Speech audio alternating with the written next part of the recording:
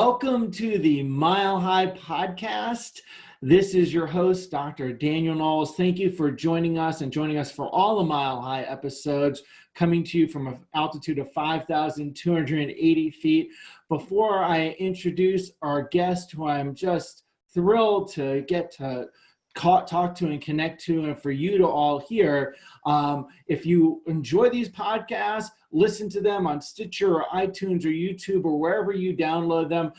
We highly recommend you hit subscribe so you never miss an episode of Mile High Tick.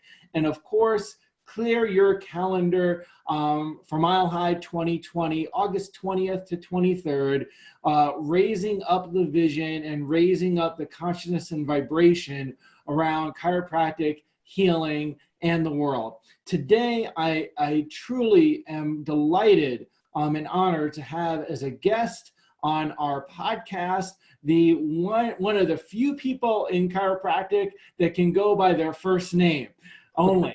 There's people in pop stars that can go by their first name, and there's people like chiropractic that can do that. But Dr. Arno Burnier has been a true gift to the chiropractic profession and to the world and humanity, really uplifting and raising up the chiropractic vibration and bringing the gift to chiropractic and chiropractors in the world. Thank you for joining us today, Dr. Arno. Danny, this is one hell of an introduction. and we are here, we're at 6,500 feet. Yes, you're higher than me. That's higher than Denver. So I've got to raise up my vibration to you. All right. So thank you for joining us. And one of the things that I'd really like to just start out with is that you've inspired so many people. You've inspired me so frequently and so many people. And one of the things that I know you hold the space for is that the potential for chiropractic and the potential for chiropractic for humanity to really create a new paradigm for humanity concerning life and health and healing. Can we start with the big stuff, like the big vision and highest reaching place that you see chiropractic could bring and has potential for? So this is a great question. For me, when I was in school, I read a little pamphlet from B.J. Palmer called My Message Analyzed, which is not that well known, not that many people have read it. It was a vision basically that B.J. had as to what chiropractic could be for humanity and what he had envisioned it to be for humanity. And I believe that we are at the threshold of that happening because of the growing consciousness that we're experiencing through social media, many books that bring a consciousness that makes the purest message of chiropractic available to the public to receive. So basically for me, the adjustment is great. Many chiropractors in the profession use the adjustment as, quote, a natural treatment for different conditions. Sometimes they use it for, quote, health maintenance, for well-being. But truly, in the vision of the Palmer, the adjustment is a lot more than that.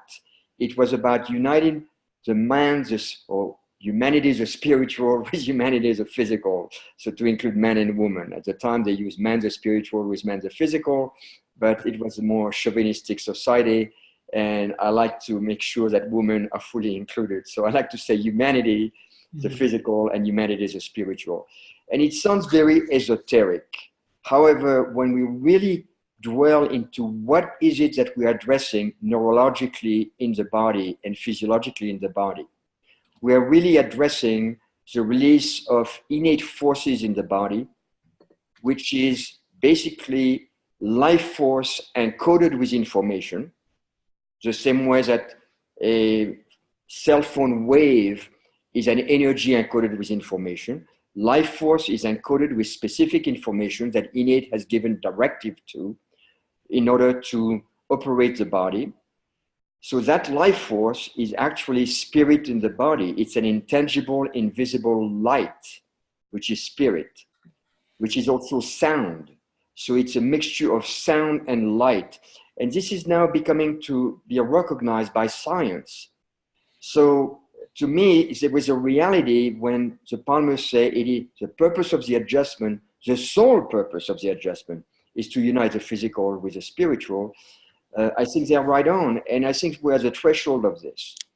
Beyond this, what I feel very strongly is that dispensing, sharing, educating, teaching, not in a dogmatic way, but in a very honoring way, respectful way, the principle and philosophy of chiropractic can really empower people to live a completely different life, to respect their body in a different way, to treat it in a different way, to embrace a healthy lifestyle and a human potential lifestyle.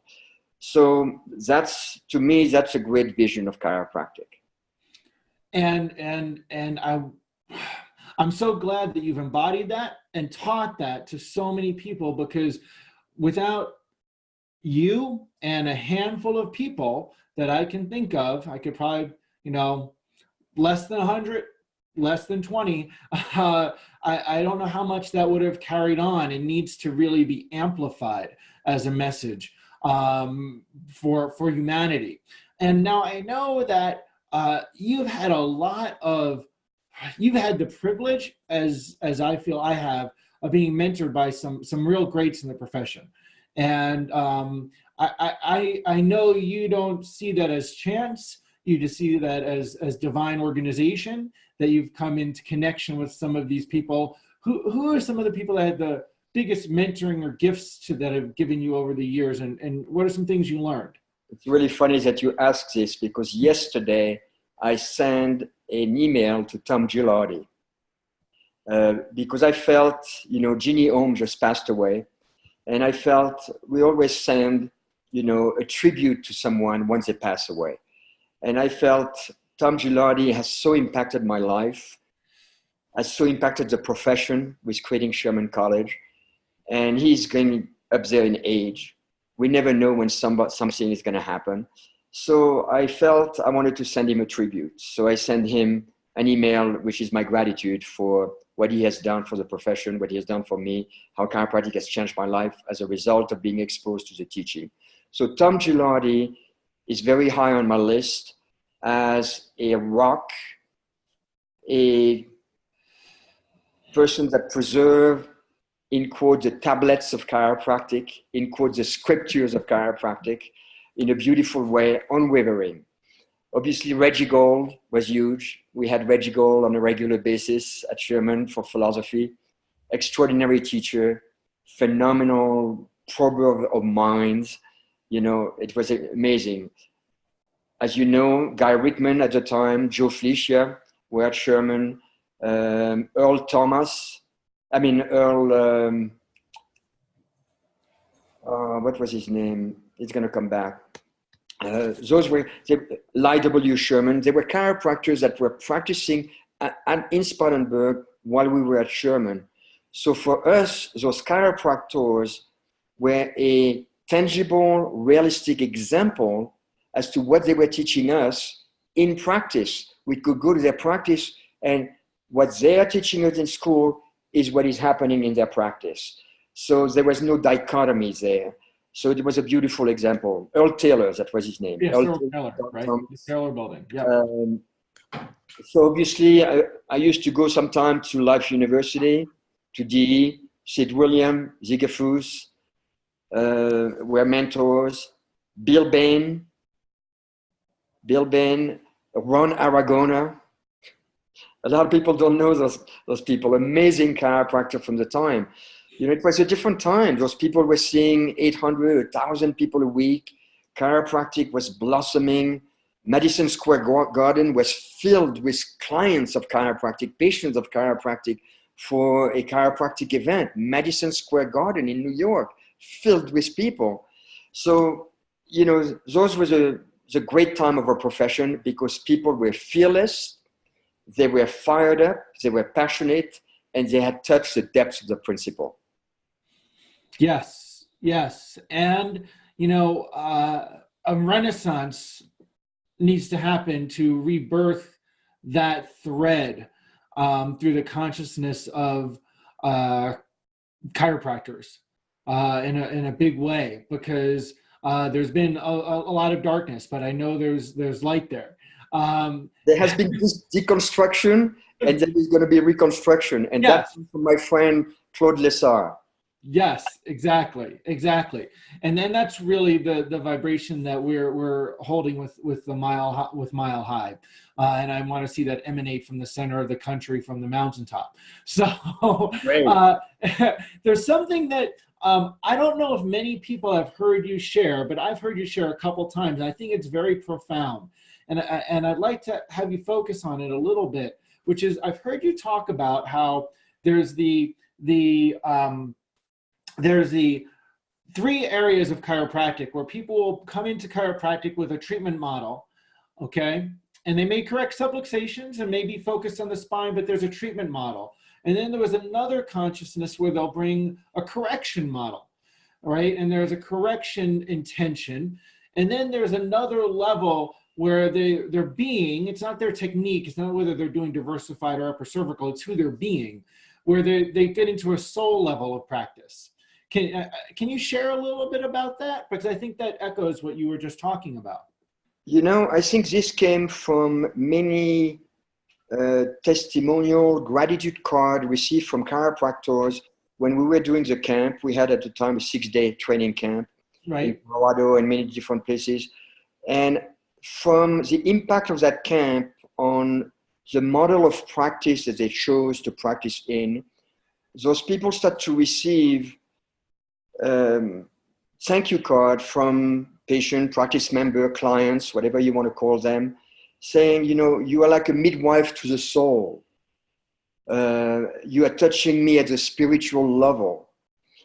And those people were practicing chiropractic, but their intention and their inner self, their positioning in their inner self, inside themselves, was so different than the average chiropractors, because they had realized that they had done the inner work, the personal work, to become a full instrument and a full channel for the adjustment to come through them. And also they had no other intention but to clear the neurospinal systems. There was nothing attached.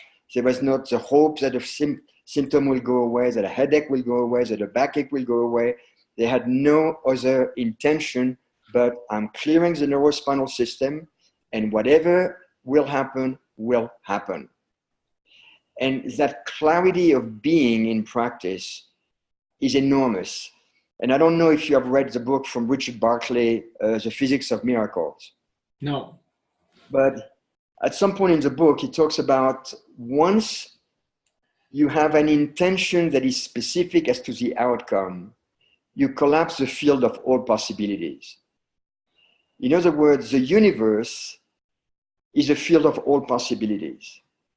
And when an adjustment is done from that place, anything is possible. But the moment that the mind put an intention, a specific intention on it, it collapsed that field to the narrow window of that intention. And I thought that was an interesting thing, that in the physics of miracle, and when people have studied spontaneous healing, miracles happening, incredible transformation, the vehicle that was used, or the person that was delivering the medium for that to happen, was completely unattached to the outcome, completely free of whatever may happen. So I think this is maybe what you're referring to. Yes, yes. And that there's that focus is completely different. And also having that intention and that intentional focus for that person's healing. And what I want to add to this, Danny, is that in saying this, I wouldn't want the listener to think, oh, now this is a very spiritual practice where only very spiritual people come in. No, people of all realm of life with all kind of condition will come to those chiropractors. However, a frequent note of gratitude came to them relating to how it had touched their lives deeply and how it had touched them on a spiritual level. And as I said, I remember vividly, I think it was from Cheryl Berry, a card that she sent me where she said, you know, my clients are saying that I'm a midwife to their soul. Yes. So it was a beautiful way of expressing it. Yes, and it's a good way to express just caring for people in your practice every day. Yeah. your a midwife to their opening, their growth. And with that, I know this is a topic that also you value, and I think relates, the morphic field, in terms of how that, the morphic field and how the adjustment and will impact that. Succeed, what does that mean? The morphic field, the morphogenetic field. Oh, the morphogenic field. Yes. So are you talking about the field that we create Yes. in the office? Yes. Absolutely. So this is huge because in my view, a lot of chiropractors come out of school and obviously they're in debt, they're under pressure. They join practice management group that tells them what to say, how to do it, and they bypass the organic growth, especially today with the potential of heavy marketing, and they bypass the organic growth. And I always said that a practice starts from within. We are the epicenter of that practice as a chiropractor, and who we are as a human being determine who we are as a chiropractor. That comes first. Right. So in Zoe, nobody, quit. She's connecting to the field. Basically, we create this field of energy, this field of consciousness. Zoe, come here. Quit. Come here. Sorry about that. That's okay. She wants an adjustment. Yeah. All right, she's going to sit right next to me. So we create this field of consciousness with our own being. And then as we educate clients, as we share the principles, the philosophy, more and more people start to merge into that field, and it became a nucleus at the center of your practice. And over time, organically, that nucleus will grow and expand from the epicenter. And then suddenly there is a point of critical mass where the consciousness of the practice now vibrate at a certain frequency and therefore attract people on that frequency level. And that's what I call building a practice organically. I know of many chiropractors that have worked with me that started in practice, and after a year in practice, 12 people a week, 17 people a week. And they would call me, Arno, I can't make it financially. I don't know what I'm going to do. I say, hang in there. You're being tested. You're being put to the task. And sure enough, boom, suddenly, virtually like an exponential curve explosion. And now they don't know where to put them. Yeah. So I have seen it happening organically without marketing.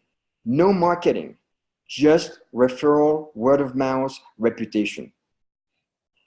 But it takes for those people to have the willingness to know where they stand within themselves and to hang in there, because in every one of those people, they are being, quote, crucified, put to the wall, slammed to the mat of life. And the universe is saying, are you going to be strong enough to hang in there? And then once they pass through that threshold, boom, it seems that the universe delivers. And then that's it. They have an organically grown practice that is stable, that is stress-free, that is based on referral. They can go for 2 weeks on vacation, 3 weeks on vacation. The practice doesn't budge, because the moment they come back, that consciousness, those people come back, and there is no fluctuation in the flow of the practice, which is very different than the type of practice that are being, quote, fertilized constantly with constant promotion, constant marketing, and with the chiropractor surrender who they are as a human being at a deep level to embrace a persona which is usually practice management driven, with very specific answer to specific questions, with a very specific methodology, and so on and so forth. So that's probably what you're referring to when I talk about the morphic field that we create as a human being in our own practice. Yes, and then it becomes, I know people think this is destructive, but like a black hole that just people then are just come in. That's right. Pulled in. Yeah. It is says in physics that black matter has more light than light matter. Yes, yes. And, with that and with your history, seeing the chiropractic profession through its stages, being around through the crucible of Sherman's birth at that point, and seeing where where the profession is, how do we, what do you see is going on in the identity of chiropractic? Well, I frequently refer to 1895, the birth of chiropractic, D.D. Palmer nurturing the infant, B.J. Palmer nurturing the child, and then when B.J. Palmer died in 1951, basically we were entering the teenage years of chiropractic that carried us all the way through the 60s, where as a teenagers, as a profession as a whole, we were rambunctious, we were passionate, we were rebelling against the establishment, we were fighting against medicine, and we had the right to do so because we had been violently attacked by medicine. And the practices were exploding because there was that passion. And then past the late 60s, we enter into the young adult, 20, 21-year-old, 22-year-old, somebody that doesn't know who they are, searching for their identity, trying to basically become like everybody else, to morph into the masses, into the normality of society. And that's where we lost our identity. At that point, we start to seek acceptance, we seek recognition, we are willing to surrender our linguistic or language, the words that we use that are specific to our profession. We did all that. And now we are slowly emerging into what I would call the early adulthood of our profession. And I refer to this many, many times, Danny, that the responsibility of an adult is truly to retrieve and live its inborn potential. We are all born as a human being, as a pure being with a specific potential. And our responsibility as an adult is to go through the process of expressing and living fully out that inborn potential. As a result, when we look metaphorically with a profession, I feel that now we are starting to just begin to retrieve the original purpose of chiropractic at its birth and at its early development, and that over time, that consciousness, that philosophy that is so beautiful, that is perennial and universal, with a specific language for chiropractic, will start to emerge again. And actually, I see it actually outside our profession, incredibly enough. There is many other fields that are now speaking our language, talking about universal intelligence, about innate intelligence, about the innate capacity of plants, of animals to do this or this or that, and talking about chiropractic principle of interconnectiveness, of oneness of all things, of interference to nature. So you see it in many different fields, but our profession is still shy to speak about it openly. But I think it's coming. So I always say, we don't know the end of the movie. Yes. Well, yeah. Well, We don't know the end of the movie. The way I look at it, personally, is that it's always the darkest before the dawn, right? And if you look at any movie, right, you can think Star Wars. It's the middle of the story where things look really dark, right? And right. The Empire is winning, right? Yes. Yeah. And that's when the rebels will rise up, and the grassroots renaissance. And that's what I feel we're seeing, because I feel like there's these last grips of reaching for insurance, reaching for scope expansion, to try to get some kind of recognition, and at some point that's just going to break through, that there's going to be this new birth happening, breaking through like a plant going through concrete. There's a seminar in Europe called Grandir en Conscience, which means to grow in consciousness. It's a chiropractic seminar. So in Europe, where there is less availability to do adjunct therapies and all this, right? There is a growing nucleus in Europe of very strong, pure chiropractors that dwell deeply into the philosophy. And they have this seminar, and the title of the seminar is called Grandir en Conscience, and it's very well attended. So yeah, it's going to happen regardless. We are actor in the play of that movie, but beyond us, it's happening in spite of us. Right, right. So now with that, and mentoring and working alongside so many practitioners in all stages of their career and their practices, what are some of the things that, and especially now, I think now with so much in student loans and so much going on in healthcare and the chiropractic profession, and so much lack of philosophy, science, and art in the educational process. So when someone comes out and they're in their first year or first couple of years, what are some of the characteristics that you have seen of people that have been successful? And by successful, I don't just mean money. I mean the overreaching definition of success, the wider view of success. Okay, so one, having a very strong base in the philosophy and being clear as to what chiropractic is and what chiropractic is not. That's foundational. Beyond this, great skills. Adjusting skill, structural, managerial, soft tissue skill combined. So it's great skill. So to have, a clinical application that match the strengths of their foundation in philosophy. Third, those people are highly disciplined and are working on themselves on all levels.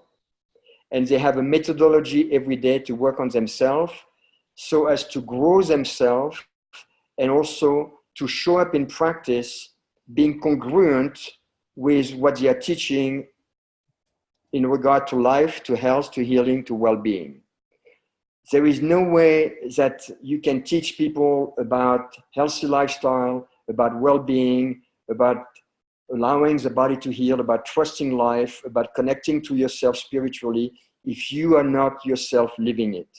So those people have decided, I will live by example and I will lead by example. So those are, I would say, the major characteristic. And behind that, very simple business systems. And business for those people is at the back end, not at the forefront. I see many, many graduates and chiropractors putting business at the forefront and serving people on the background. And the people that I've known that are successful, that are touching lives, that are becoming beacon of lights in their community, have put serving people, impacting people, influencing people at the forefront, and they have a simple business system in the background. So those will be the simple 4 or 5 characteristics that I've observed among those type of chiropractors. Yes, and vital. Bringing this back to the earlier conversation to kind of go full circle, we talked about mentors, and you started with Tom Gilardi, who is also incredibly impactful in my life. And I thought about something there, which is Lyle Sherman. So who was the mentor's mentor, right? So Lyle Sherman, I never met, only heard stories, but obviously he had to have a very significant impact on Tom Gilardi, and you got to connect with Lyle Sherman. What was that? What was he like? So Lyle Sherman was the director of the B.J. Palmer Research Clinic in Davenport, Iowa, while B.J. was alive. He was a humble person, a very quiet person, but he had an inner strength that was displayed, that showed through his presence. He would come into the room, and just his presence alone, that was so calm, so centered, so grounded, so strong. And yet he was a man of few words. He was very quiet socially, but he knew something. He didn't believe in something. He knew something. There is a big distinction between belief and knowledge. He knew something, and you could feel that. And I remember he would come in, and at the time they were teaching us a graph pattern with a neurocalligraph. Mm-hmm. And he would come in, and the whole class would kind of, wow, Lyle Sherman is here. So yeah, he was an interesting person in that sense that you would expect someone like this to be flamboyant or very outgoing. No, he was a quiet leader and mentor. But you knew you could go to him as a touchstone. Yes. And it was going to be right on, pure chiropractic, completely aligned in principle, no wavering. Yeah, a remarkable human being. Yes, and what I heard through that was also just his presence would impact, just his presence. Classy, very classy in his appearance. He stood up very, not straight stiff, but tall, straight. Yeah, he had a great presence. Beautiful being. Which is a great lesson for all of us in terms of bringing that to your practice. And what presence are you bringing when you're caring for people and when you're teaching? Yes. And actually, I don't know if you know that, but for 20 years, I practiced full-time in Pennsylvania. But when I moved to Colorado, I practiced part-time. And when I decided to practice part-time in the back of my house, in a barn that I transformed into an office, I had no sign, no card, no listings, all word of mouth. And I didn't do any education. I practiced in complete silence, except for, hi, Danny, good to see you. See you next time, Danny. And obviously, after 20 years of full-time practice, of 20 years of emanating the philosophy and principle of chiropractic, it was in my field. And unbeknown to me, people picked it up. And they brought babies and children. This was the most amazing thing. They keep bringing babies and children. I didn't say, hey, what about your kids? Or maybe you should bring your children. No shoot of any kind, right? So go figure. And, that's a very important lesson because 20 years practice quietly holding a space for something. And if you look at the chiropractic profession, I hold this optimistic view that there's a sleeping giant and that the current paradigm in healthcare we know is not sustainable. And that there's a portion of chiropractic profession that is there emanating these values and is just waiting to explode because we need to shift the paradigm because it's not sustainable for humanity. Well, it's not sustainable for humanity, but within chiropractic, the dominant way of practice, which is a therapeutic model of neuroskeletal condition, especially for spinal condition, is not sustainable because you cannot compete with the spine center from the medical profession. Right. You come into a spine center within the medical profession and they're emerging everywhere. You have a podiatrist, you have an osteopractor, right? You have a neurologist, you have a neurosurgeon, you have MRI, you have imaging on site. You cannot compete with that. You have physical therapy on site. They cannot compete. So to try to compete on that level is ridiculous. We are doomed. So the only, there is a chiropractor from Norway that talk about the blue ocean and the red ocean. In the red ocean, you are competing for a small slice of the market. Mm-hmm. In the blue ocean, you're so unique in what you have to offer that the whole world is yours. Yes. And when you practice chiropractic, pure chiropractic, the whole world is yours. Right. There is no competition. You are the only expert in that field. Right. Absolutely. Well, we're grateful for you holding that space and also helping raise up so many in your years of contribution and growth through chiropractic. what would you like to share as we close out this episode? Is there anything last that you'd like to share? Just make sure that when you touch someone, you're grounded, you're centered, and your heart is fully open, and you have left all of your personal life out of the door at the office. So that you can be fully present. And then when you touch that person, something unique will take place.